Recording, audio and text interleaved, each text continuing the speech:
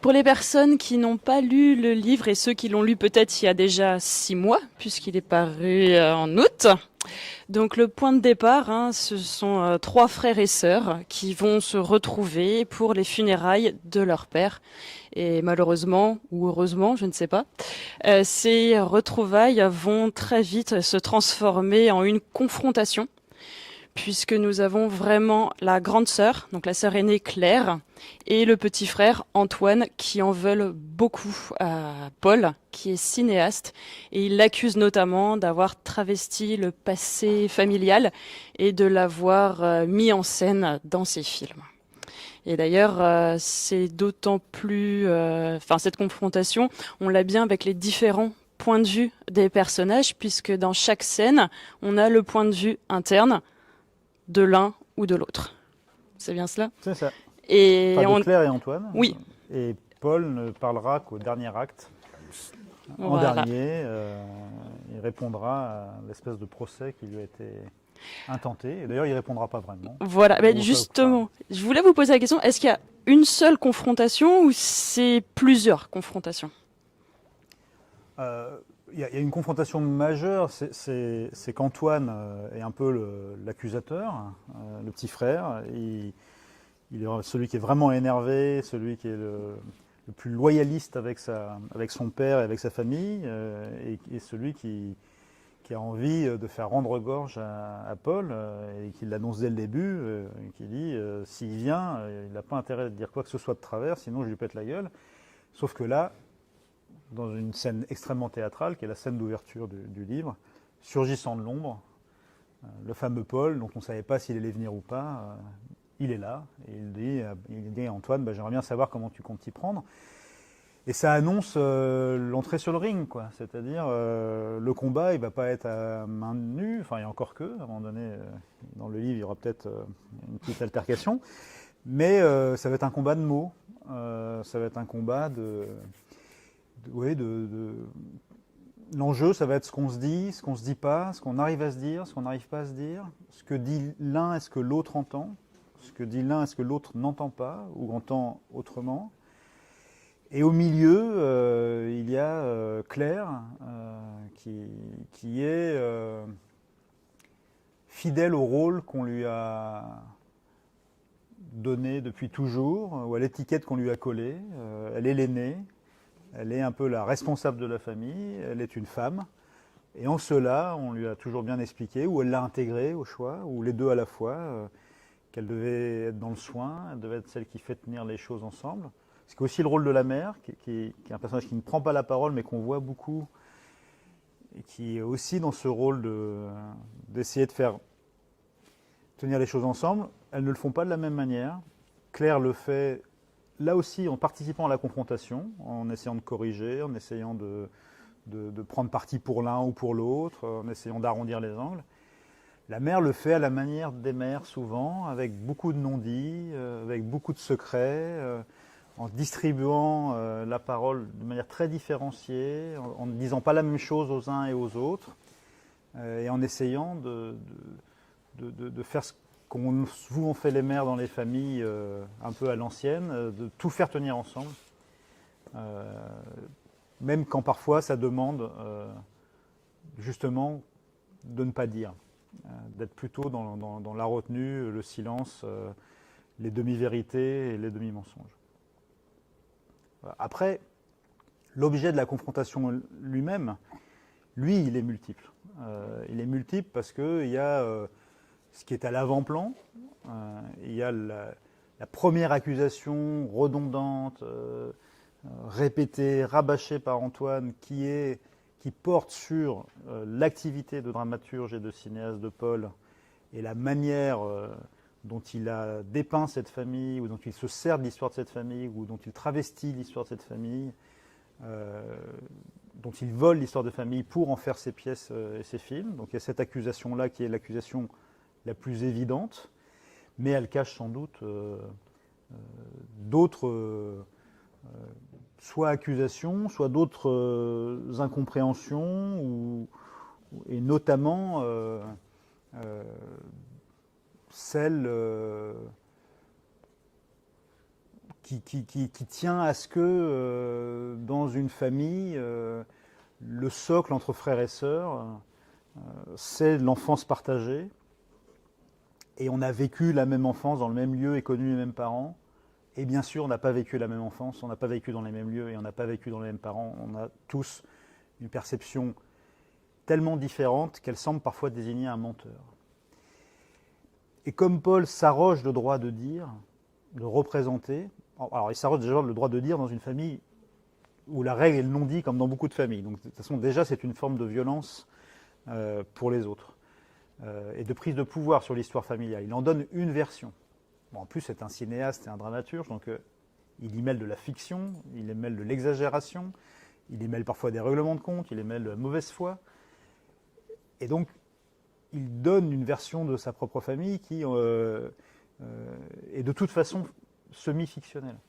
Mais même dans ce qu'elle semble être puisée dans la vérité, elle est sujette à caution parce que la version qu'on donne de nos enfances entre frères et sœurs est toujours sujette à caution. On n'est pas d'accord. On n'est pas d'accord sur comment était notre père, comment il se comportait avec nous, comment était notre mère, comment il se comportait avec nous, comment nous-mêmes on se comporte. On n'est pas d'accord sur qui était soi-disant le préféré, sur qui a été élevé plus durement l'un que l'autre. Il y en a toujours un qui pense qu'il a été élevé plus durement les uns que les autres. On n'est même pas d'accord sur la factualité des souvenirs. On a toujours ces conversations. Ben non, ça ne s'est pas passé comme ça du tout.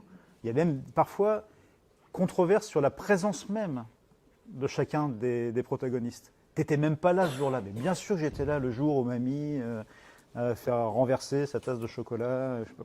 Et donc, la confrontation, elle se fait aussi sur quelque chose de beaucoup plus universel que d'avoir un artiste dans la famille qui représente la famille, ce qui est la première strate du livre. Elle se fait sur une forme de polémique très intime, très collective, qu'on a tous au sein de nos familles. La dernière confrontation, elle se fait sur ce qu'on devient les uns pour les autres quand on est frères et sœurs une fois adultes. Le mystère et la complicité de ce lien qu'on entretient toute notre vie, en général, on peut couper les ponts, mais c'est quand même assez rare, avec des gens qui, si on les rencontrait dans une soirée, on ne leur adresserait pas la parole, on ne serait pas amis.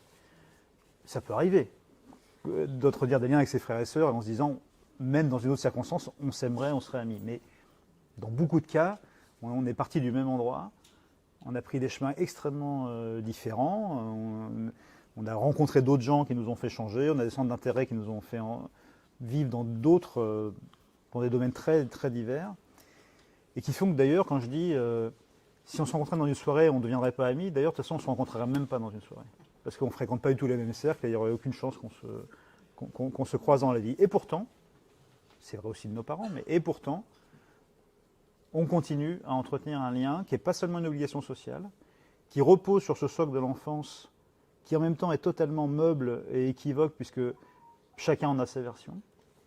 Mais au nom de ça, et d'un lien affectif réel, voilà, on continue à être présents les uns pour les autres, et à se soucier les uns des autres, et à s'engueuler les uns des autres, et parfois,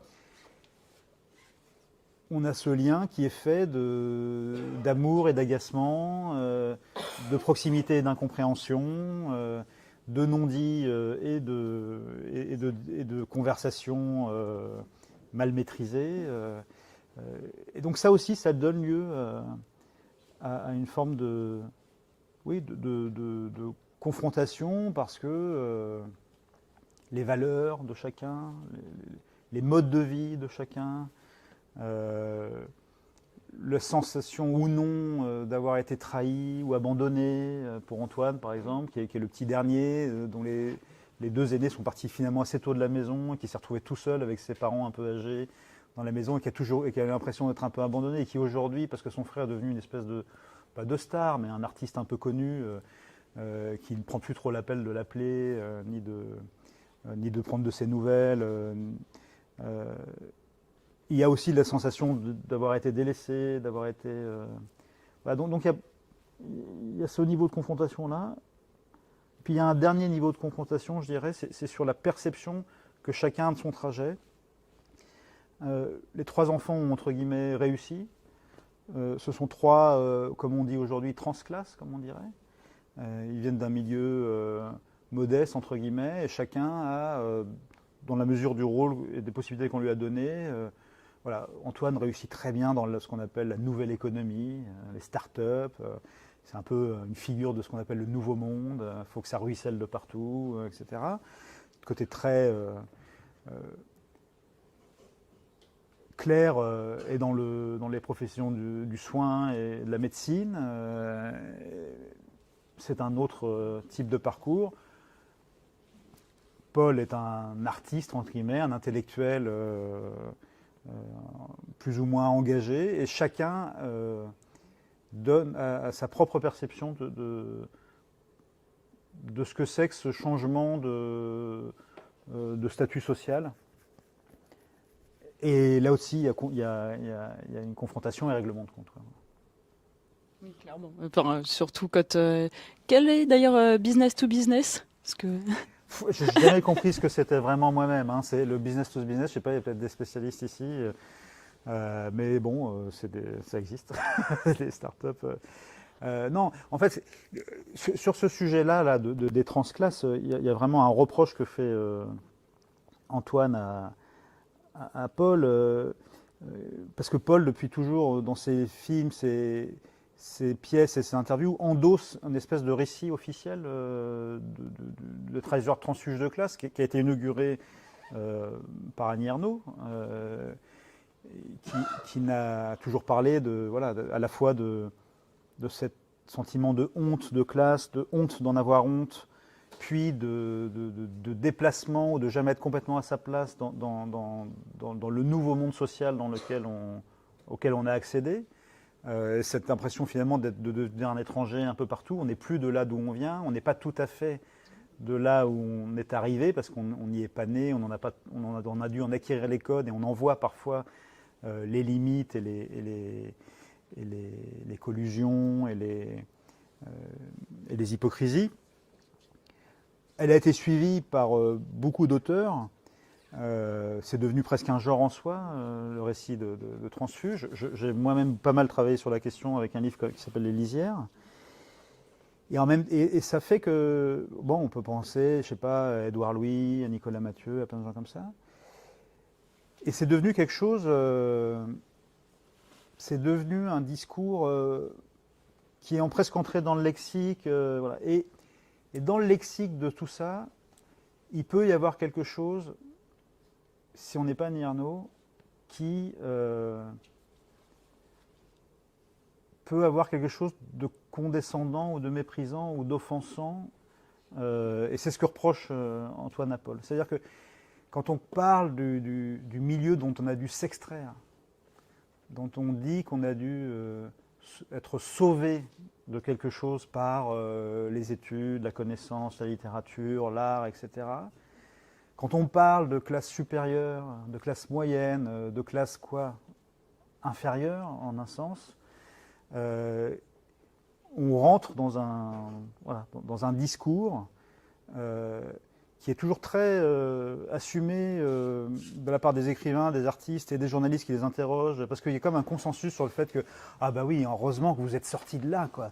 Vous êtes partis de chez vous, vous êtes partis de ces endroits sordides, de ces endroits incultes, et vous avez été sauvés, machin. Et on est bien. Qu'est-ce qu'on est bien maintenant entre nous, entre bourgeois intellectuels, machin. Et on n'interroge jamais le sentiment de ceux d'où on vient justement et de tout ce que ce lexique a de condescendant et de méprisant, etc. Et en gros, c'est ça qu'Antoine lui reproche. Il dit en gros, mais ouais, moi aussi j'ai réussi, mais c'est pas parce que j'ai réussi. Enfin, il lui dit cette capacité qu'on a à la fois à vomir sur l'endroit d'où on vient tout en se vantant d'en être issu. Et en se faisant valoir du fait qu'on vient de cet endroit, en rappelant tout le temps, c'est le truc de beaucoup d'intellectuels et d'artistes et d'écrivains, en rappelant toutes les 15 secondes, parce que je viens d'un milieu populaire, vous comprenez, je viens d'un milieu, enfin, comme si c'était vraiment un truc horrible, et tout en le rejetant, en expliquant tout le temps que, oh, heureusement, je suis sorti de là, et tout en se vantant en permanence d'en venir. Donc il y a quelque chose de complexe. Et Antoine lui met le doigt dessus et il Il lui dit, mais en fait, c'est quoi l'histoire? Tu veux qu'on décerne une médaille parce que tu as bien travaillé à l'école? Parce que tu as toujours, pardon, mais pété plus haut que ton cul? Parce que tu as toujours eu... tu veux parce que voilà, ta famille aussi a créé les conditions en se sacrifiant pour toi, etc., pour que tu puisses faire des études. Et puis bah voilà, c'est bien, tu as fait des études, on t'a pris l'ascenseur social, et c'est quoi maintenant, quoi? C'est quoi l'histoire? Voilà. Donc ça fait partie des... Bon, même si, à la base, le vrai reproche, c'est ce que j'essaie de mettre en scène, c'est quand même ce truc inconciliable qu'il y a entre l'affirmation de la part des artistes, des écrivains, et je le fais moi-même, d'une liberté non négociable et absolue, et d'un droit absolu de tout dire, de prendre nos propres histoires et l'histoire de nos proches, d'en faire des livres, et ça c'est voilà, c'est irrévocable, c'est non négociable de fait, au nom, disons, de l'idée d'accéder à une certaine forme de vérité sur alors bon, Annie Ernaux par exemple dit les livres il faut les écrire comme si on était mort à leur sortie. Parce que sinon, on commence à se soucier de comment ils vont être reçus par les proches, etc. Et donc à ce moment-là, on n'écrit plus la vérité parce qu'on édulcore, parce qu'on a peur de blesser, etc. Bon. Il y a aussi Lionel Duroy, qui a eu beaucoup d'ennuis avec sa propre famille en écrivant sur sa propre famille, par exemple, et qui dit le problème, c'est que c'est mal pris dans nos familles, les livres qu'on fait, mais le problème, c'est que nos livres sont destinés à tout le monde, sauf à nos familles, en l'occurrence. Précisément, s'il y a des gens qui ne peuvent pas recevoir ces livres, c'est précisément nos proches. Il dit, parce que moi, le truc, c'est que quand j'écris sur la famille, je veux dire comment c'est vraiment une famille. Et là, le grand discours de Lionel Duroy, par exemple, c'est de dire, si les écrivains ne disent pas comment c'est vraiment une famille, qui va le dire? Si les écrivains ne disent pas comment c'est vraiment dans un couple, qui va le dire? Si les écrivains ne disent pas comment c'est dans une entreprise, dans la société, dans la guerre, dans l'amour, dans la filiation, qui va le dire? Donc il y a une forme d'exigence censément presque supérieure, un but supérieur à atteindre, qui est l'ordre de dire vraiment comment c'est, et peu importe les conséquences et les dommages collatéraux, on va dire. Et il y a même parfois une gourmandise à ça, et même une perversité à ça. Bon, pour les lecteurs de Philippe Roth, lui, c'est un jeu permanent, et il va très très loin là-dedans. D'ailleurs, il dit quand un écrivain naît dans une famille, cette famille est foutue, et quand il le dit, c'est avec une joie non dissimulée. C'est-à-dire que lui, quand il dit la famille est foutue, pour lui c'est tant mieux qu'on explose cette putain d'institution horrible qu'est la famille, selon lui. Donc il y a tout il y a cette position-là, on va dire, radicale d'un certain nombre d'artistes et d'écrivains autour de ça. Et en face, il y a aussi, tout aussi légitime, une autre manière de voir les choses, qui est de considérer d'abord cette prise de parole qui passe par des images sur un écran dans des salles de cinéma, par des livres qui inondent les librairies, par des pièces de théâtre dont les spectateurs, une prise de pouvoir, voire un abus de pouvoir, dans la mesure où en face on ne peut pas répondre, on ne peut pas rectifier ce qui est dit dans ces pièces, à moins d'intenter un procès. Enfin, globalement, on ne peut pas répondre. On peut répondre dans le privé, mais on ne peut pas répondre à la mesure de la diffusion de ce qui a été dit dans ces livres, ces pièces ou ces films sur nous, en tant que proches ou en tant que frères, pères, sœurs, etc. Donc il y a cette idée-là qu'au fond, d'abord, il y a la première blessure de se sentir dépossédé de sa propre vie et d'être jeté en pâture sur la place publique. Et ensuite, si en plus on se sent diffamé, bon bah alors c'est encore pire. Et si on se sent travesti ou si on sent de la malhonnêteté ou du mensonge, bon, bah, c'est le cas de Yann Moix avec son frère qui est venu dire bah non, mais c'est n'importe quoi, ça se passait pas comme ça, c'était lui l'enfoiré, c'était lui qui était terrible avec tout le monde. Enfin, bon, voilà. Euh, et donc il y a l'idée que c'est une forme d'impunité, de brutalité ou d'insensibilité de la part de ces artistes, écrivains, dramaturges, cinéastes, qu'on pense à Arnaud Desplechin, qu'on pense à tous ces auteurs, Christine Angot, etc., qui travaillent ce genre de matière. Voilà. Et le problème, c'est que moi, tout ce que j'ai à montrer, c'est que ces deux positions, elles ont chacune leur légitimité et leur logique. Et comme disait Jean Renoir, le problème dans sa vie, c'est que chacun a ses raisons.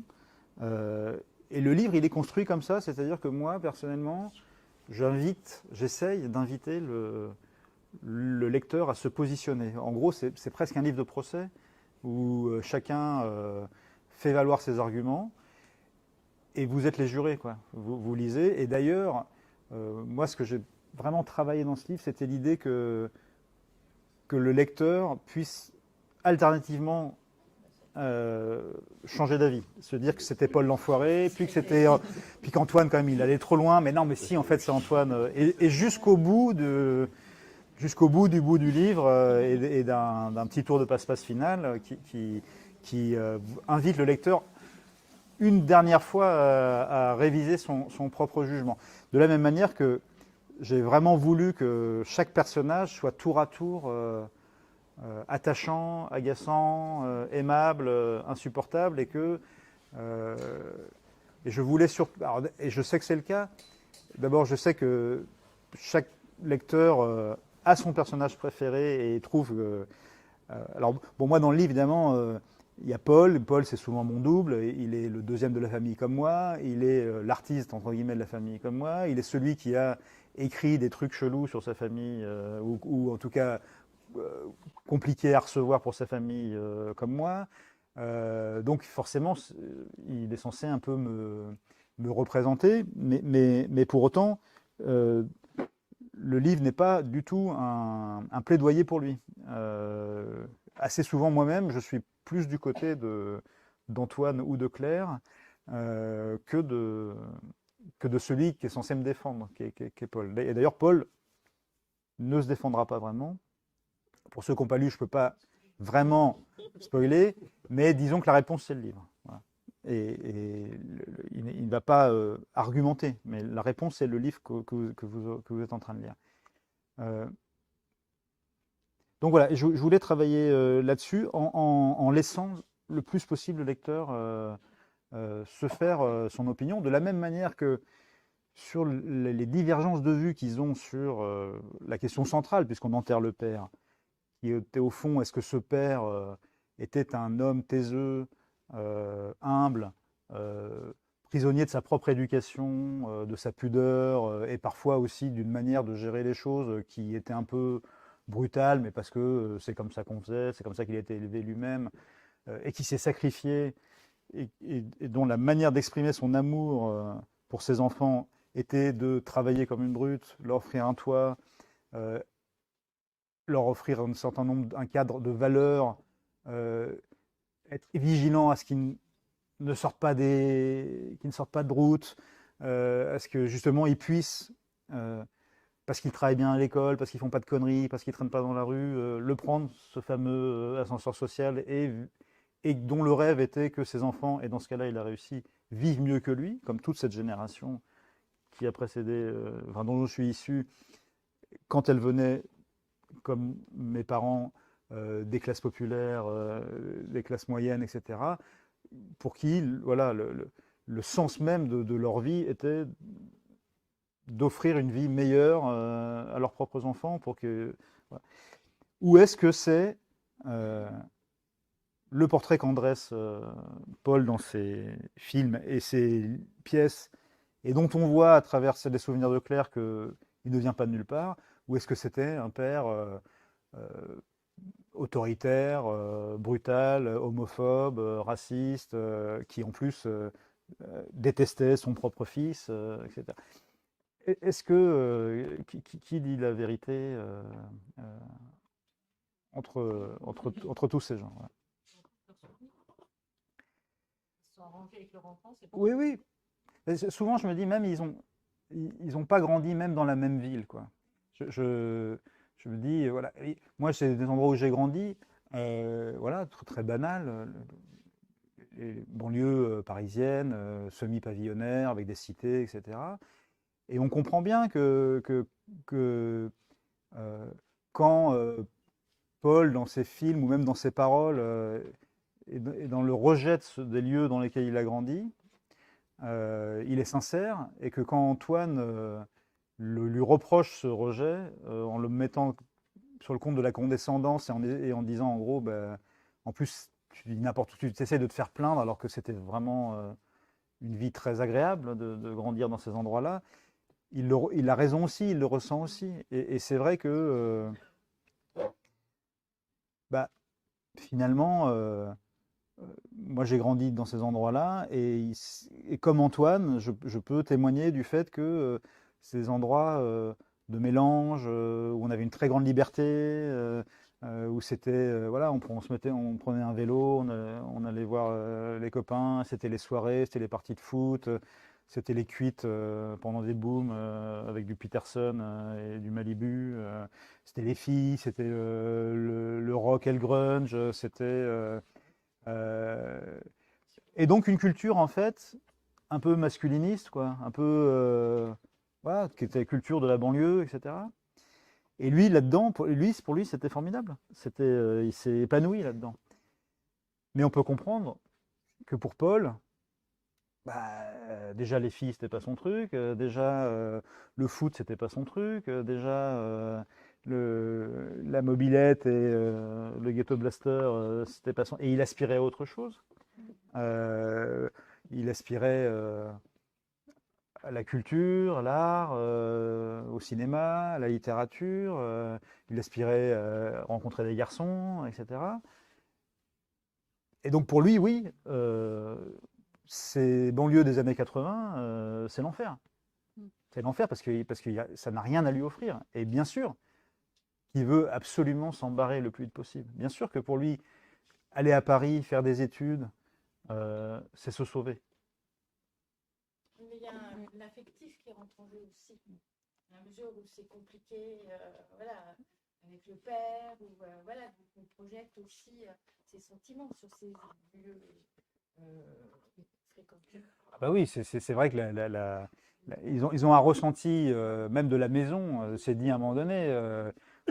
Antoine éprouve une nostalgie féroce pour le moment de leur vie où ils étaient tous réunis sous le même toit, et il voit ça comme la chaleur du foyer, on pourrait dire.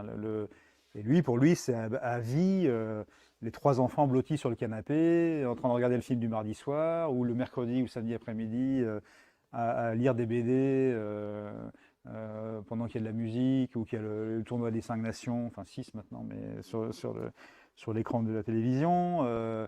C'est les repas en commun, c'est juste faire la vaisselle le soir à tour de rôle. Enfin, et tout ça pour lui, c'est un sentiment de protection, de chaleur, de lien affectif fort, etc. Alors que pour Paul, visiblement, ce qu'il en garde, c'est une glaciation. Cette maison est un igloo. Enfin, Oui, vous dites, de toute façon, la famille, c'est à la fois la construction la plus naturelle et la plus artificielle du monde. Bien sûr. On met ensemble des gens qui, a priori, n'ont aucune raison de se connaître. Et moi, ce que j'ai adoré dans votre livre, et pour en avoir discuté avec pas mal de lecteurs, c'est son universalité. C'est-à-dire qu'on s'y retrouve absolument tous. Moi, je me retrouve... Pardon, oui, c'est vrai. Je me retrouve à la fois dans Paul, pour toutes les raisons que vous avez dites, puisque voilà, années 80, effectivement, pas génial pour nous. Et puis aussi le petit dernier, parce que moi je suis petit dernier, j'ai vu également mes frangines partir, et tout ce que ressent Antoine, je le ressens également. Donc c'est ce que vous dites, on passe sans arrêt d'un personnage à l'autre. Et je pense que tous les lectrices et lecteurs qui se sont tous identifiés à un moment ou à un autre à une partie du personnage, quoi. Et ce qui m'intéressait, c'est que c'est pas que du ressenti, et c'est pas que le caractère équivoque des souvenirs, hein, qui est évidemment, la mémoire, il n'y a rien de plus fiable, et les souvenirs, il n'y a rien de plus fiable. Donc évidemment qu'on a chacun les nôtres. C'est que c'est aussi ça s'appuie aussi sur des, des- des- des réalités. C'est-à-dire que quand l'image qu'ils ont chacun de leur père, ça ne tient pas qu'au caractère de chacun. Ça ne tient pas qu'au fait que pour le père, voir, enfin, même s'il le dit à la fin, tout ce que représente Paul, son homosexualité, sa prétention aux arts, à la culture, etc., le débecte. Mais c'est pas que ça. C'est aussi que fondamentalement, on n'arrive pas on ne naît pas au même moment de la vie de nos parents. Ils sont pas, on n'est pas élevé de la même manière si nos parents ont 20, 22 ans, 23 ans, 25 ans, ou s'ils en ont 35. S'ils sont à un moment de leur vie de couple qui est dans la ferveur des débuts, qui est dans la lassitude du milieu, qui est au contraire le revival qui peut arriver plus tard, ou au contraire, ou s'ils sont sur le point de se séparer. La question du travail aussi est très importante. Est-ce qu'on arrive à un moment donné où il y a une tension, un questionnement, une inquiétude sur le travail, une usure, ou au contraire une usure par le travail, ou des difficultés financières qui créent un contexte très différent. Je ne parle même pas des deuils, des tromperies, enfin de tout ce qui agite une vie familiale. Mais il y a aussi l'évolution même d'un père à l'épreuve de sa propre paternité. Il y a beaucoup de gens qui vous expliquent qu'avec le recul, ils se disent « Putain, on a été quand même vachement dur avec l'aîné. » Parce qu'on avait plein de principes, plein de valeurs, et puis qu'on était plus jeune, qu'il y avait plein de choses qu'on n'avait pas complètement intégrées. Et des fois, on se dit, mais alors le dernier, voilà, alors, le dernier, on était crevé, donc il a fait n'importe, on l'a laissé complètement faire, et donc il y a une différence. Et ça, entre frères et sœurs, on se raconte souvent, parce que l'aîné n'avait strictement rien le droit de faire, et le dernier, il avait absolument tous les droits. C'est la conversation que j'ai chaque jour avec ma sœur aînée. Voilà. Voilà. Et il y a aussi parce que tout est intriqué, il y a l'exercice de cette parentalité, surtout sur cette génération-là précise, qui est une génération de bascule. Il y a aussi, on n'est pas sourd à la société, quoi.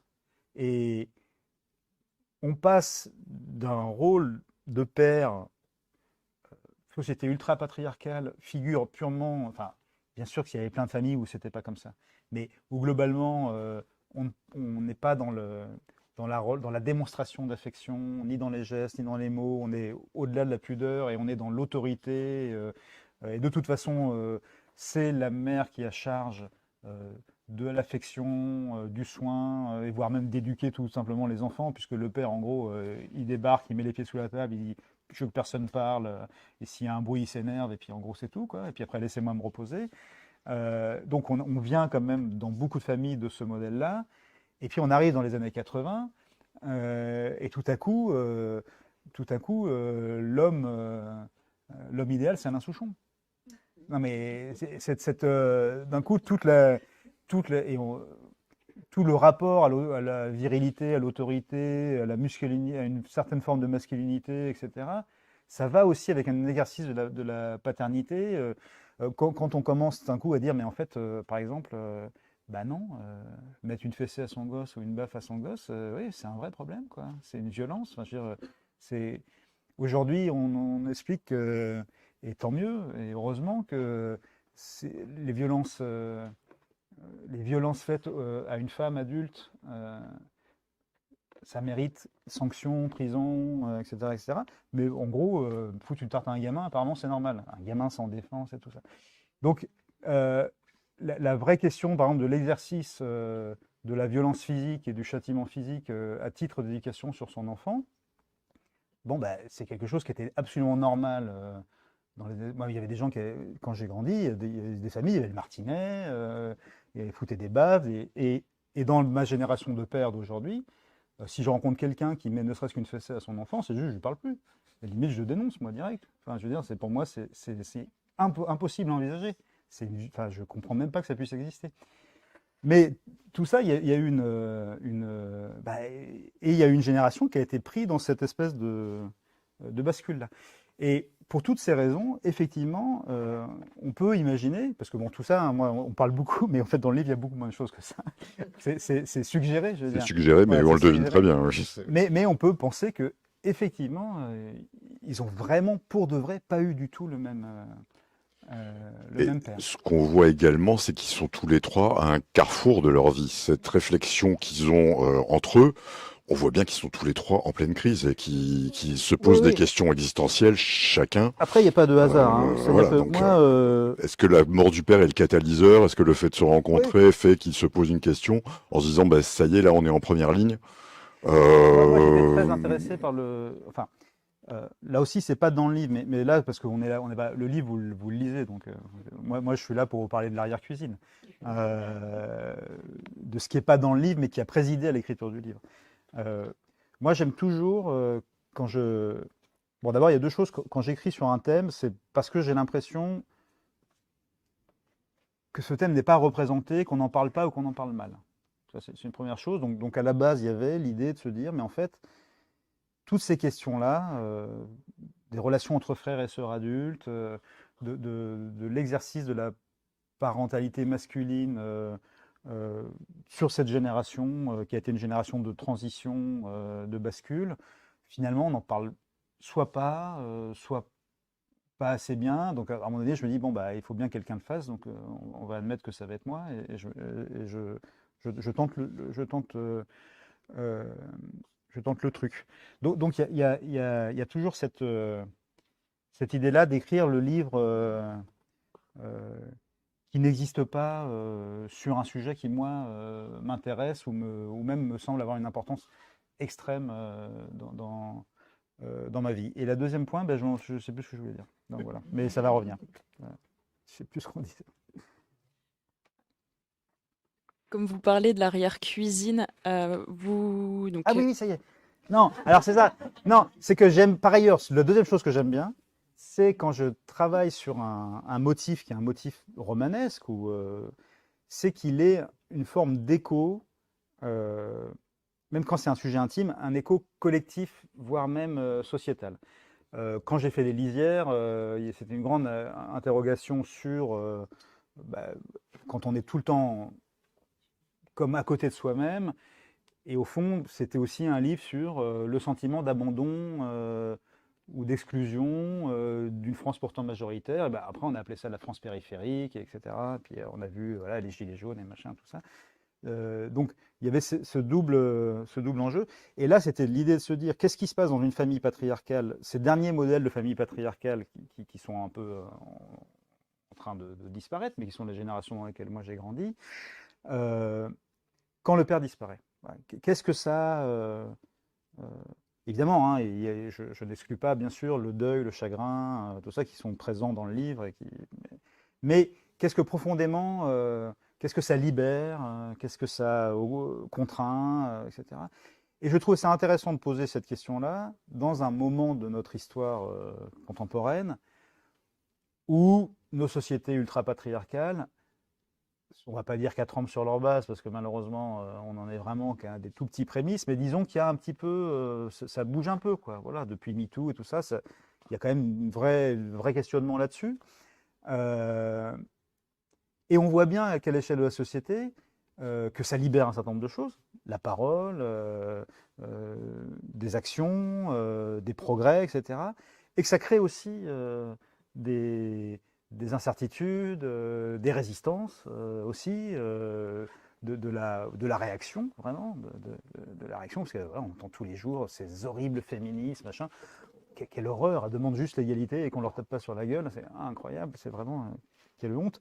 Et donc il y a vraiment cette espèce de, ouais, de réaction de la vieille garde masculine et même parfois féminine pour garder absolument cet ordre ancien, etc. Euh, y compris dans toute sa nocivité. Mais bon. Donc ça m'intéressait de voir à l'échelle d'une famille voilà, ce qui se passait précisément quand le père disparaissait. Et au fond, la première chose qui se passe, c'est que bon, Claire dit, par exemple, elle dit à Paul, toi, tu as toujours pris ta liberté, en gros, la liberté d'être celui que tu voulais être, d'emmerder tout le monde, etc., de te faire ton artiste, parfois de nous malmener, etc. Elle dit, mais moi, en tant qu'aîné et en tant que fille, enfin, sous-entendu, je n'ai jamais eu le choix de filer autrement que droit. Sous-entendu, sous l'autorité du père, quoi. Et c'est un non-choix intériorisé, quoi. C'est peut-être pas conscient, mais après coup, elle se dit finalement, en tant qu'aînée, en tant que fille, mon chemin, et j'ai endossé ce rôle qu'on m'a attribué, c'était quand même d'être celle qui file droit, quoi, de faire les choses comme il fallait. Et comme par hasard, au moment du livre, alors que son père était malade depuis plusieurs mois et que l'imminence de sa disparition était évidente, c'est le moment où peut-être elle va envoyer bouler un certain nombre de choses et elle va s'autoriser pour la première fois de sa vie à filer autrement que droit. Paul, et je ne peux pas divulgacher, mais il va livrer quelque chose sur lui qu'il n'aurait jamais, qui est très important, qui est vraiment, qu'il n'aurait jamais livré du vivant de son père. Il attend que son père ne soit plus là pour livrer quelque chose de lui qui est vraiment, même s'il la minore parce qu'il est comme ça, mais qui est quand même un trait essentiel de sa vie. Et Antoine, lui, il est pris dans ce vertige qu'ont pu connaître tous ceux qui, à un moment donné, se sont trouvés dans une situation très complexe psychologiquement de perdre leur père ou leur mère au moment de devenir eux-mêmes père ou mère. Voilà. Et c'est un vertige dans lequel il se perd, et là aussi il y a un séisme. C'est que la disparition du père, elle crée un séisme avec des répliques et des tremblements qui fait que pendant tout le livre, il est lugubre, quoi. Le fait de devenir père maintenant, c'est comme s'il reculait devant l'obstacle, comme si maintenant que son père avait disparu, il y avait quelque chose qui n'était plus dans l'évidence et qui le remettait en question, et la tentation de prendre la fuite semble réelle, quoi. Voilà. J'avais une question. Vous dites que vous avez voulu faire ce livre parce que au moment de la fin du patriarcat, enfin, au moment d'un, je crois que voilà.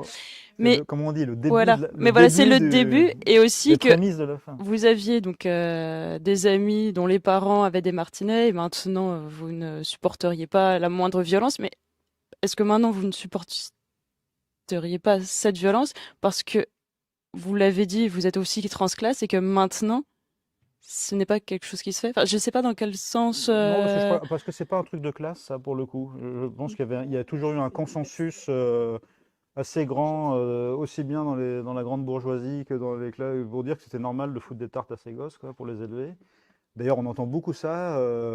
C'est pas, moi, ça me fait toujours rire. Enfin, là, c'est un truc, mais des gens qui disent ça peut pas faire de mal, ça l'a pas marqué. Enfin, je veux dire, ça l'a pas marqué, alors qu'on voit qu'on a en face d'une personne dont on voit à 15 km que oui, elle emporte encore les stigmates, même si elle-même l'ignore, qu'elle emporte encore les stigmates de cette éducation qui inclut de la violence physique, verbale, ou d'une espèce d'autorité de principe, sans, voilà, sans même le contraire pour compenser de gestes d'affection, de mots tendres, de démonstrations d'amour, etc. Donc non, je ne crois pas que c'est un lien. Je crois que c'est très générationnel, même si encore aujourd'hui, il y a des vraies questions, il y a des vraies polémiques là-dessus, où je pourrais écrire un livre entier, et j'y songe, sur une confrontation de gens, de parents de 30, 35 ans, 40 ans, sur la question de l'éducation, de l'autorité, de la violence physique dans l'autorité. Et je pense que voilà, ça ferait un livre très intéressant pour le coup. Mais je crois que ça échappe à la question des classes. Et donc, pour revenir à la question précédente, vous parliez d'arrière-cuisine. Donc, l'idée de vous attaquer au genre du théâtre, Ouais. vous est venue avant l'histoire ou pendant l'histoire? C'est vrai, non, c'est venu dès le début. D'abord parce que dans tous mes livres, ou presque, j'aime me frotter soit à une autre discipline artistique, soit à un genre littéraire, pour voir comment je peux, moi, dans ma manière romanesque, le digérer et comment il peut me servir. Donc ça peut être le cinéma, je vais appeler ça anglo-belge, mais Ken Loach, Dardenne, pour À l'abri de rien. Ça peut être la série américaine pour Peine perdue. Ça peut être la musique et la chanson pour Chanson de la ville silencieuse. Ça peut être le polar ou le thriller pour certains des livres que j'ai faits dans les collections dites jeunes adultes. Donc j'aime toujours ça peut être la poésie, ça peut être la photo. Euh, j'ai toujours aimé convoquer une autre discipline à un moment donné. Et là, il se trouve que ça faisait partie de mes obsessions du moment, le théâtre, Tchekhov, beaucoup de Tchekhov, mais pas que. Parce que depuis que revis à Paris, ces 7-8 dernières années, en gros, si je retiens quelque chose du retour à la vie parisienne, à part que ça coûte une blinde, c'est le théâtre. C'est vraiment mon. Le cinéma aussi, parce qu'évidemment, on a une offre de cinéma folle, mais c'est vrai qu'aujourd'hui, avec le streaming, le Netflix, Canal, enfin, on peut voir n'importe quel film 4 mois après sa sortie, dans de bonnes conditions. Donc, le truc qu'on avait avant de se dire, putain, ils ont trop de chance à Paris, ils ont tous les films, puis nous, on n'a que les tuches, bon, c'est de moins en moins vrai. Euh, euh, Par contre, ce qui reste vrai, euh, c'est bien sûr les concerts, mais c'est l'offre théâtrale est absolument folle. Et je me suis engagé là-dedans en me passionnant pour cette discipline théâtrale. Euh, et je pensais beaucoup à Tchekhov euh, pour l'incroyable cyclotimie des sentiments qu'il y a dans les pièces de Tchekhov, quoi. Et leur éthylisme aussi. C'est très important dans le livre et c'est très important dans les pièces de Tchekhov. Un monter de Tchekhov sans qu'ils soient tous bourrés, c'est une hérésie. Hein. Ils sont quand même, non mais c'est la vérité, ils sont quand même tout le temps tous bourrés. Et je sais pas, j'étais obsédé par Tchekhov même parce que l'avant-dernier livre que j'avais fait, qui s'appelait Une partie de badminton, dans mon esprit c'était vraiment une comédie et tout le monde m'a dit que c'était un livre sinistre. Et vous savez que Tchekhov croyait toujours écrire des comédies. Même La Cerisay, sa dernière pièce, il l'envoie à un de ses amis qui est son lecteur favori. Il lui dit, tu vas voir là, on va se marrer, quoi. C'est les nuls, quoi, vraiment. Et l'autre lui répond en lui disant, je suis désolé, Anton, mais vraiment, c'est ta pièce la plus sinistre, la plus à la lecture. Voilà, c'est vraiment. Donc, bon, voilà, une espèce d'identification un peu absurde du fait de vouloir écrire des trucs drôles et que les gens trouvent ça sinistre. Et, euh, et en fait, j'étais dans cet univers-là. Je pensais beaucoup aussi à Philippe Roth, qui est très très nourri de Tchekhov aussi. Et puis d'un coup vient cette idée d'écrire sur les frères et sœurs et sur une réunion de famille. Et alors, la correspondance du fond et de la forme est évidente, quoi. Évidemment que les réunions familiales, les moments où on se retrouve sous l'œil de nos parents, dans la maison familiale, entre frères et sœurs devenus adultes, ce sont des pièces de théâtre. Parce que tout l'enjeu de ces réunions, on ne fait rien ensemble. Éventuellement, après le gigot, on va se promener, quoi. Mais on parle. Tout l'enjeu, il ne va pas y avoir d'événement. Enfin, si, le petit peut se péter la jambe en allant jouer au foot, et du coup, on va tous... Voilà, il y a un événement qui perturbe, mais globalement, il n'y a pas d'événement. On est réunis et on se dit des choses, et on ne se dit pas plein de choses. Et on arrive éventuellement en se disant, soit d'une humeur pacifique, en se disant, bon allez, cette fois, les 12 remarques de ma sœur, machin, je vais faire comme si je les entendais pas, je vais me rappeler que je l'aime, tout va bien. Ou au contraire, on arrive en se disant, bon cette fois-ci, parce que là, j'en peux plus, quoi. Cette fois-ci, je vais leur rentrer dans l'art et je vais y aller, et je vais leur dire ce que j'ai sur le cœur. Et bien sûr, dans les deux cas, ça ne marche pas, parce que bien sûr, la fois où on va à Noël et on se dit, cette fois-ci, je ne ferai pas de réflexion, enfin, je vais rester calme, quoi qu'on me dise, même si elle m'énerve et tout ça, bien sûr qu'on s'énerve. Et le moment où on s'est dit, cette fois-ci, je vais lui dire qu'elle vraiment elle m'emmerde ou que ça suffit, machin, ou que là, il s'est pas bien comporté, et tout ça, bien sûr qu'on n'arrive pas à le dire, ou qu'on le dit pas comme il aurait fallu. Hein. Vraiment, c'est très parallèle à la situation qu'on a quand on est auteur et qu'on est dans le taxi qui vous amène chez Augustin Trapenard à la Grande Librairie, ou chez Bunel, ou sur France Inter. Vous êtes là, vous anticipez toutes les questions, et alors là, mais dans le taxi, vous êtes, mais c'est dommage que le taxi soit pas l'intervieweur, il soit pas filmé, parce que vraiment, et puis évidemment, avec les caméras, les lumières, les machins, le stress et tout ça, tout ce que vous avez, voilà, ça tombe à côté. Et les réunions familiales, c'est souvent comme ça aussi, parce que là, c'est pas les lumières, c'est pas le stress, mais c'est l'amour, c'est la tendresse, c'est les souvenirs du passé, c'est la nostalgie, ou au contraire, c'est la rancune, la colère, la jalousie, etc. Et de toute façon, ça fait que ça tombe jamais comme ça devrait tomber. Et puis de toute façon, ce qu'on veut dire à l'autre, l'autre va l'entendre autrement. De toute façon, il va entendre quelque chose d'autre que ce qu'on essaye de lui faire comprendre et ce qu'on essaie de lui dire. Donc tout ça, ça fait qu'au fond, on a une unité de lieu, souvent la maison familiale ou la maison du frère, celui qui reçoit. On a une unité de temps, hein, puisque en général, bon, si on est piégé, on dort sur place, bon, mais potentiellement, donc ça se fait, il y a quoi? On arrive dans l'après-midi, quoi, pour la tarte aux pommes, quoi, avec le café, il y a le dîner, on dort éventuellement, les petits déjeuners communs. Des fois, on se fait rattraper par maman qui dit « Oh, quand même, vous allez rester le déjeuner le midi ». Bon, ouais, donc ça reste, quoi, voilà, ça reste assez circonscrit. Bon, là, c'est un enterrement, c'est autre chose, mais c'est quand même... Et puis, unité d'action, parce qu'il y a une occasion, quoi. C'est Noël, donc il faut qu'on soit tous gentils les uns avec les autres, l'anniversaire. C'est l'enterrement, donc on est évidemment... les circonstances jouent un rôle très fort sur la fragilisation de chacun, sur les nerfs à cran, sur le chagrin, et tout ça, ça va complètement changer l'état dans lequel on est. Donc il y a aussi le contexte. Donc unité de temps, unité de lieu, unité d'action, on est tout de suite... et où l'enjeu, c'est de se dire les choses ou de ne pas se les dire, bon, on est d'emblée au théâtre. Donc ça m'a paru une évidence. Ce que j'ai inventé en l'écrivant, c'était bien sûr que je savais qu'il y avait le frère, entre guillemets. Ce que je savais, moi, ce que j'avais en tête quand j'ai commencé, j'ai la première scène. Et même, je la visualise sur une scène de théâtre. C'est-à-dire que j'ai vraiment 2 chaises de jardin. Il y a une façade ou pas derrière, ça dépend dans quel genre de théâtre. Enfin, si on est au théâtre public, au théâtre privé ou quoi.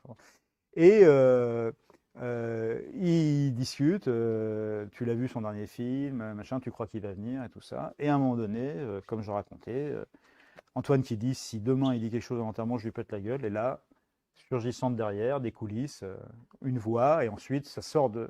Voilà, il entre dans la lumière, et là on découvre le fameux frère dont tout le monde parle. Je savais que c'était un frère à qui on avait des choses à reprocher. Je savais très bien, puisque forcément, c'est moi qui écris, que c'était de l'ordre de ce qu'il avait bien pu faire de leur vie, du père, machin, dans une démarche artistique. Et après, ça m'a évidemment amusé, tant qu'à faire, d'en faire un metteur en scène. Pas seulement quelqu'un qui écrit, mais quelqu'un aussi qui met en scène, quoi.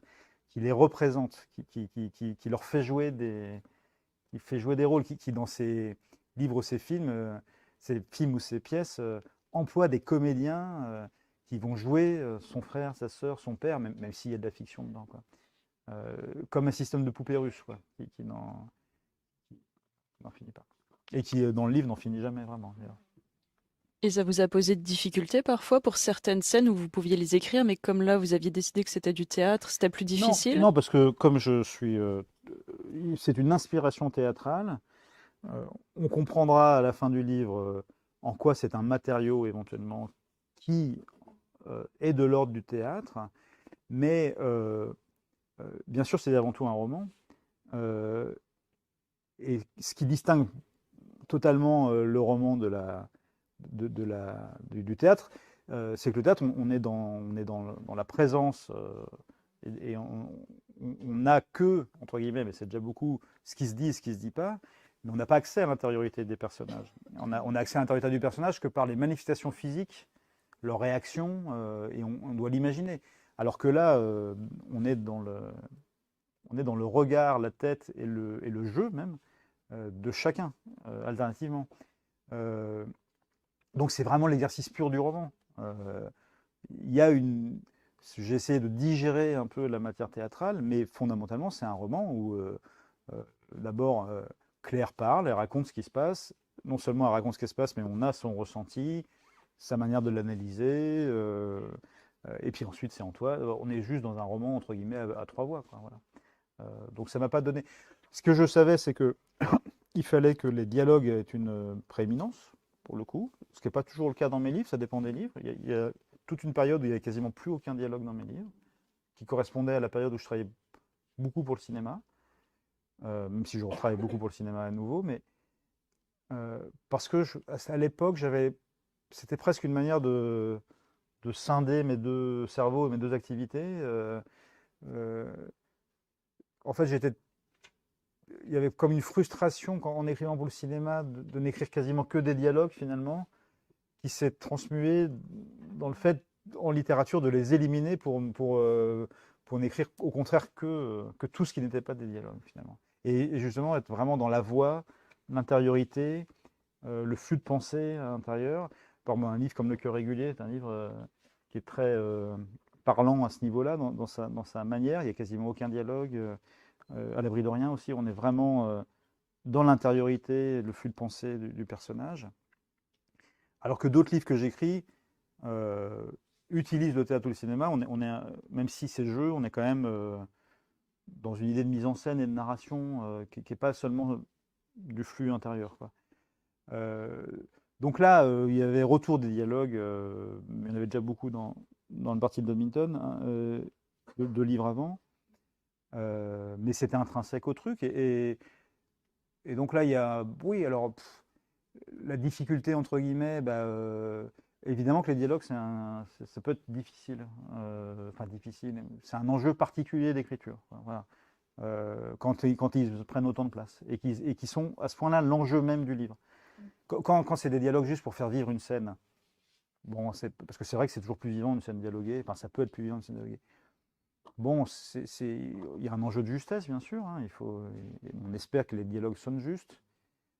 Quand l'échange, le ping-pong verbal est l'enjeu du livre, quasiment, évidemment, l'écriture des dialogues, elle est très importante. Et ce qu'il faut atteindre, c'est non seulement la justesse des mots, mais c'est aussi la justesse des enchaînements. Or, la justesse des enchaînements de dialogue, ça passe par l'imprévisibilité. Ça passe par la surprise. Ça passe par le fait que, par définition, on ne sait jamais ce que l'autre va répondre. Et comme je disais avant, le dialogue qu'on s'est imaginé dans la voiture en allant à la réunion de famille, il marche aussi parce que l'autre réagit exactement comme on pense qu'il va. Alors que dans la vraie vie, bien sûr, l'autre va dire complètement autre chose que ce qu'on avait prévu et ça va nous emmener, ça va déraper très vite. Et donc là, il y avait vraiment un travail de lâcher prise totale pour moi, c'est-à-dire que j'abordais ces grandes scènes d'échange de dialogue sans aucune boussole, quoi. Alors ça demandait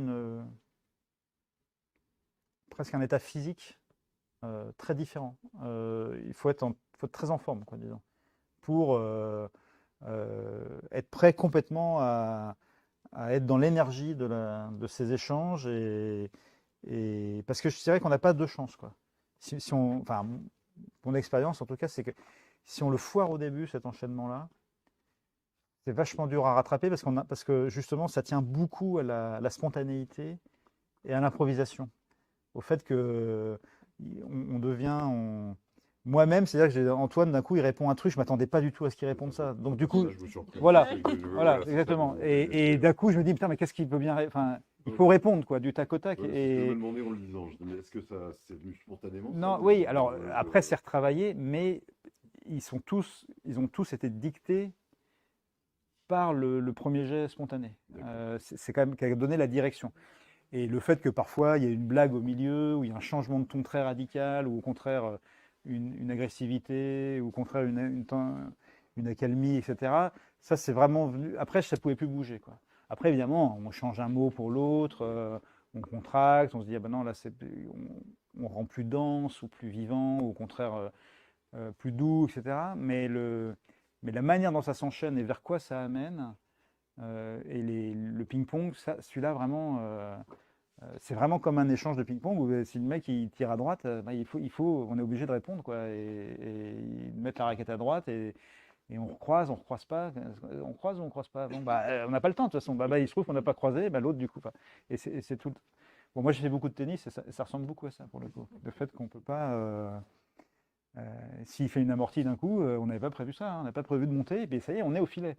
Donc bah, après, voilà, c'est foutu. Il faut être au filet, et on va se faire lober ou pas. Enfin, c'est plus, alors on avait prévu de rester au fond du cours, mais non, on ne peut plus.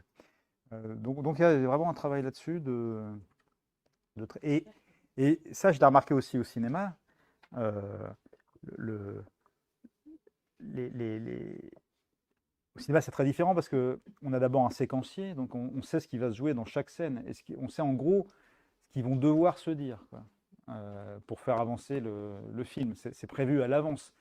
Mais à l'intérieur de cette contrainte-là, pour que ça marche des dialogues, quoi, à un moment donné, il faut vraiment lâcher le truc, quoi. Il faut accepter de ne pas maîtriser. Il faut accepter de, voilà, comme dans la vie, voilà, de sortir un truc qui n'était pas prévu. Voilà. Donc ça, c'était ça, la difficulté, je ne sais pas comment appeler ça, Le défi. ouais, ou l'aventure, quoi, ou l'exaltation, ou la jubilation et le plaisir. Euh, bon, moi, j'ai beaucoup de mal avec la gravité un peu doloriste qu'il peut y avoir dans la description assez souvent de l'acte d'écrire un livre, quoi. Le côté, c'est difficile, c'est dur, c'est douloureux, etc. Alors je le respecte, mais ça me gonfle quand même un peu. Mais parce que c'est pas mon expérience, quoi. C'est mon expérience, elle est celle d'une exaltation et d'une jubilation intense. Hein. C'est du travail, Oui. mais pour une fois que la valeur travail, c'est un truc vraiment bien. Je veux dire, c'est du travail au sens noble et du terme. Ça demande du travail, ça demande beaucoup de travail, mais c'est comme, enfin, je fais ce travail-là parce que je l'adore. Et voilà. Quand on a la chance d'aimer son travail, c'est autre chose, quoi. C'est une très grande jubilation et j'aime énormément ces fameuses difficultés, ces fameux l'exaltation voilà, d'essayer d'écrire un livre qu'on n'est pas capable d'écrire ou de surmonter un obstacle, etc. Et aussi de jamais savoir où ça va, d'être amené à un endroit qu'on n'avait pas prévu. Il peut y avoir au début, on a vaguement l'objet du livre en tête, et puis ça ressemble jamais à la fin. Alors, on peut le prendre comme un truc qui vous déprime, quoi, au fond, comme un sentiment d'échec, qui est, au fond, j'aurais espéré écrire ce livre-là, et puis j'ai pas réussi, puisque j'en ai écrit un autre. Puis on peut le prendre au contraire comme une merveilleuse aventure, quoi, voilà. Je veux dire, je pensais prendre ce chemin-là, puis en fait, j'ai pris complètement une autre route, et elle m'a amené complètement ailleurs. Et puis j'ai fait complètement autre chose que ce que je croyais faire. Et tant mieux, quoi. Et on peut vous demander sur le prochain genre sur lequel vous allez travailler? Bah, d'abord, là, dans les temps qui viennent, j'ai des ouvrages pour les enfants et les adolescents qui sont achevés, qui vont sortir. Donc, en mai, un livre pour les enfants, pour les 9-12 ans, qui est le deuxième volume j'avais fait l'an dernier un truc qui s'appelait Les pouvoirs pas super. Des 5 gamins qui ont des super pouvoirs de merde, quoi, vraiment, des super pouvoirs pourris, qui n'ont aucun intérêt. Il y en a un, il vous regarde, il sait ce que vous avez mangé. Bon, voilà. Voilà. Alors, sauf que quand son père rentre du travail tard et lui dit j'ai mangé un sandwich au bureau, et qu'en fait il voit plateau de fruits de mer à 2, bouteille de champagne et tout ça, malheureusement pour lui, pauvre petit bonhomme qui a 10 ans, il finit par comprendre que son père a une maîtresse et qu'il n'a pas travaillé tard comme il l'a dit à sa mère. Voilà, donc c'est le registre de ce truc-là, c'est une espèce de mélange du du petit Nicolas et de Marvel. Et le prochain s'appelle Une chance sur trois, donc c'est un pauvre petit gamin enfin pauvre, affectueusement, qui il a une espèce de vision de ce qui va arriver d'emmerdant pour ses amis, ses proches, ses parents dans l'heure qui suit. Le problème, c'est qu'il en a trois, et il n'y en a qu'une qui est bonne. Voilà. Donc ça sera tout l'enjeu du truc, c'est d'abord il faut qu'il se rende compte que effectivement, il a des visions qui se réalisent. Ensuite, il n'y en a qu'une sur trois. Puis après, forcément, c'est tous les pouvoirs, des grands pouvoirs imposent de grandes responsabilités, comme disait le vieux sage Spider-Man. Et donc, il se dit, je sais qu'il va se passer quelque chose de mal, il faut bien que j'intervienne. Mais comment on fait quand il n'y a qu'une chance sur trois? Voilà. Donc c'est ça. Après, j'ai un roman pour ados, ou jeunes adultes, on dit aujourd'hui, mais c'est purement marketing, hein, c'est la même chose, c'est juste pour élargir la cible. Hein, c'est les maisons d'édition qui ont inventé le concept de young adult. Parce que c'est facile, on se sent tous des jeunes adultes. Donc, donc ça élargit considérablement la cible, qui sortira à l'automne. Mais surtout, la nouveauté, c'est que pour la première fois, je publie un recueil de poésie, en fait, voilà, en septembre, que j'ai écrit l'an dernier, entre deux romans. Et c'est un espèce de retour aux sources à tout niveau, parce que d'abord, dans l'acte d'écrire, je pense que c'est vraiment presque la base, quoi. Enfin, les vraies fondations. Du travail sur la langue, quoi, du travail sur la phrase, du travail sur les mots. C'est la forme presque voilà, dont tout part, hein, la poésie. Et moi, c'est vraiment littéralement parti de ça, parce que c'est la première chose que j'ai écrit, comme beaucoup de gens, hein, d'ailleurs, comme beaucoup de romanciers, mais la première chose que j'ai écrit, c'est des chansons et des poèmes, avant de commencer à raconter des histoires à travers des nouvelles ou des romans. Mais j'en avais jamais publié du tout. Et surtout, je n'en écrivais plus depuis 20 ans. Et donc, voilà, je me suis remis à ce genre-là. Et là, pour une fois, l'idée n'est pas de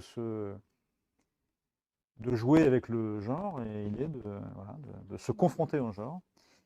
Et quand je dis l'idée n'est pas de jouer, c'est à tout niveau, parce que ce sera aussi mon premier livre dont 90% de la matière est vraiment personnelle et on va appeler ça autobiographique. Voilà. C'est-à-dire qu'il n'y a pas de... Pour la première fois, je ne me cache pas derrière des personnages qui le vrai Paul, cette fois. Voilà, c'est vraiment Olivier, là, pour le coup. Là, il y a même... Et du coup, il n'y a pas de Paul, parce que pour le coup, il y a pas de... C'est pas un double, c'est pas quelqu'un avec qui je m'amuse, avec qui je mets un masque, avec qui je me cache, avec qui je sème le doute, avec qui je m'amuse à perdre les gens. Là, vraiment, celui qui parle, c'est moi, quoi, en direct. Quoi. Voilà. Alors évidemment, hein, je mens comme un recherche dedans aussi. Je suis un grand menteur, mais sinon je n'écrirais pas des livres. Mais, c'est comme ça que j'ai su que j'écrirais, moi. Pardon. Oui. Quand j'étais gamin, je rentrais de l'école, ma mère me demandait comment ça s'était passé, je lui racontais n'importe quoi. Après, j'allais voir mon frère dans sa chambre, et je lui inventais des trucs. Des bastons qui s'étaient passés, des interventions que j'avais faites, des choses qu'on m'avait dites, et je disais absolument. Voilà. Je racontais. C'est pas que je mentais pas, genre je disais pas j'ai eu une bonne note alors que j'avais une mauvaise note, ou je cachais pas des conneries que j'avais faites. J'étais vraiment dans l'affabulation. J'inventais une autre vie que la mienne, une vie en plus. Quoi. Voilà. Et c'est ce que je fais toujours. Ça n'a pas changé. On peut peut-être passer aux questions, si quelqu'un a des questions, des interrogations, si des gens... Alors, je vous demanderai évidemment de ne pas rien révéler du dernier chapitre, s'il vous plaît. Parce que vraiment, ça gâcherait tout. Mais si, profitez-en, vous avez Olivier Adam sous la main, si vous avez des choses à lui demander concernant ce livre ou les précédents. Exprimez le ressenti que vous avez eu en lisant ça. C'est le moment. Il ne meurt pas, il est très gentil. Oui. Vraiment, Ah si, il est contre la violence. Triangulaire aussi, c'est intéressant. Parce que c'est 2-1, mais ça tourne en fait. Oui. Donc, mais parce que Claire, elle est la garante du lien, et la mère aussi. Un des trucs de la mère, c'est qu'elle essaie de tout faire tenir ensemble. Elle a toujours essayé de faire tenir sa propre relation avec son mari sa relation avec chacun des enfants et la relation des enfants entre eux. Donc c'est vraiment un jeu à beaucoup de... Voilà, un jeu de billard à 3 bandes. Voilà. Mais Claire, oui, bien sûr, elle a- elle est, elle est presque une observatrice qui connaît tellement Paul elle sait très bien à quel endroit il ment, à quel endroit il dit la vérité, à quel endroit il exagère, à quel endroit et donc euh, elle peut elle voit à la fois ce qu'Antoine a raison de lui reprocher, mais aussi elle est bien placée aussi parce que comme le lui rappelle souvent Paul, elle aussi elle en a bavé avec ce père, quoi. Donc parce qu'elle elle était même l'aînée, donc euh, Mais donc, le voit, le père, agir avec ses petits-enfants. oui. Et ça aussi c'est une différence, c'est aussi une différence de ressenti, c'est-à-dire que pour elle, il y a quelque chose d'acté dans le fait que euh, c'est comme une deuxième chance qui est donnée à ses parents de vivre l'expérience de la parentalité d'une autre manière, dans son versant chaleureux, affectif, lumineux, etc. Et elle s'en réjouit. Alors que Paul, qui en est le témoin, pour lui, c'est une douleur. En fait, c'est presque une jalousie puérile, quoi. Il dit, mais il voit son père avoir des gestes pour ses petits-enfants qu'il n'a pas eu avec lui, et il pourrait s'en réjouir. Il dit, bah, parce que Claire, elle est dans une position qui est aussi d'ailleurs la mienne souvent, de se dire, mais bah, ils auront connu ça. Voilà. Ils ont une deuxième chance de le connaître et ils l'auront connu, cette joie incroyable. Et, et voilà. Et Paul, lui, il leur en veut. Voilà. Il est toujours il est encore dans l'âge de la récrimination, quoi. Oui, voilà. Je voulais vous dire, vous avez parlé des transclasses, enfin, vous avez évoqué les transclasses, et je trouve que par rapport aux autres auteurs que vous avez cités, je ne parle pas d'Annie Ernaux, pour laquelle je suis fan absolue, mais je parle de Nicolas Mathieu ou Édouard Louis ou tous ces gens-là, qui vraiment montrent la lutte des classes en quelque sorte, enfin, montrent le milieu d'où ils sortent de manière extrêmement sombre. Enfin, même Lionel Duroux, enfin, tous ces gens. Et je trouve que vous, à l'inverse, enfin, je ne sais pas ce que vous allez me dire, mais c'est extrêmement tendre, quoi. La façon dont les scènes avec la mère, les scènes où tous les trois sont sur le canapé, comme dans leur enfance, enfin, ce que vous avez dit tout à l'heure, quand ils refont la vaisselle, tous les trois, etc. Il n'y a absolument aucune. Moi, je ne sens pas du tout de lutte de classe. Je ne sens pas du tout cette opposition qu'il y avait entre le milieu d'origine et le haut de l'ascenseur. C'est-à-dire que, enfin, je pense que on est dans les classes moyennes supérieures là. Donc je trouve que la mère et le père sont dans un entre-deux et pas forcément en bas et les enfants en haut. Je trouve qu'ils sont tous dans un entre-deux et quand ils se retrouvent pour l'enterrement, ils sont justement dans cette mouvance. À la fois, ils retrouvent leur passé, puis en même temps, c'est un présent supportable pour tous et accepté presque. Enfin, je trouve qu'il y a une trêve. S'il y Ah oui, avait, oui, s'il y oui, tout à fait. avait lutte ou transclasse, il y a une trêve dans ce que vous décrivez, c'est une trêve. Bon, Oui, oui, après, c'est un sentiment, oui, hein. oui, non, C'est pas, c'est ce mais que. c'est aussi enfin, moi, c'est comme ça que je l'ai ressenti, effectivement. En tout cas, non, non, voilà, il n'y a pas de Pas de ressentiment. ressentiment, ni d'aigreur. Non, non, je voulais faire entendre non, c'est aussi que ce modèle familial-là, dans un contexte comparable, je l'ai travaillé, je le travaille depuis longtemps, en fait, à travers les livres, et avec des Paul ou bon, ils ont pu s'appeler même Olivier dans la Falaise, qui vieillissent avec moi, en fait. Et alors, c'est-à-dire que on les prend au moment de Falaise dans une espèce de rage, de fuite, de rejet, etc. Euh, on les accompagne dans les lisières ou les vents contraires ou le parti du badminton dans une espèce d'adolescence éternelle, vous savez, ce moment qui fait la fortune des psychanalystes, où on considère que que en fait, tout ce qui nous arrive, toutes nos failles et tout ça, c'est nos parents qui en sont responsables. Et donc, on leur met beaucoup sur le dos. Et donc, on est beaucoup dans la... Alors qu'à un moment donné, faut aussi un peu assumer enfin voilà, et passer à autre chose d'une certaine manière, sans doute. Et c'est ce moment-là dans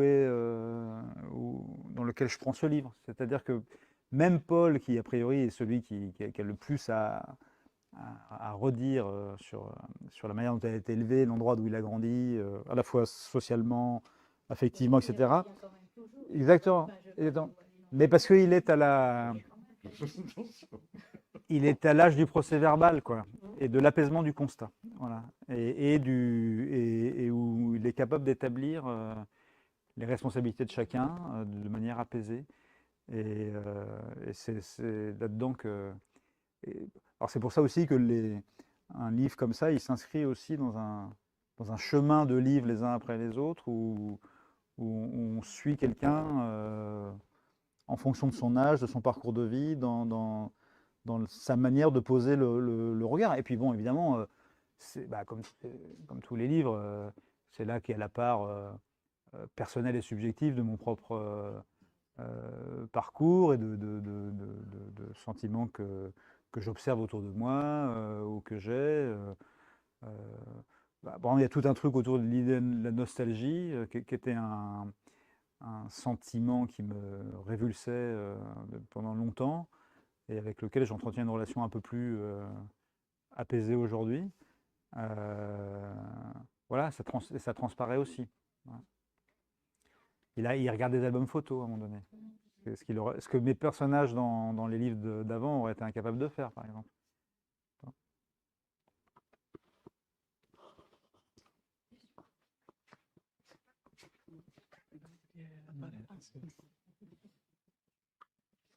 Ok, si plus personne n'a de questions, je pense qu'il est temps de remercier Olivier Adam pour son intervention. Merci pour votre écoute.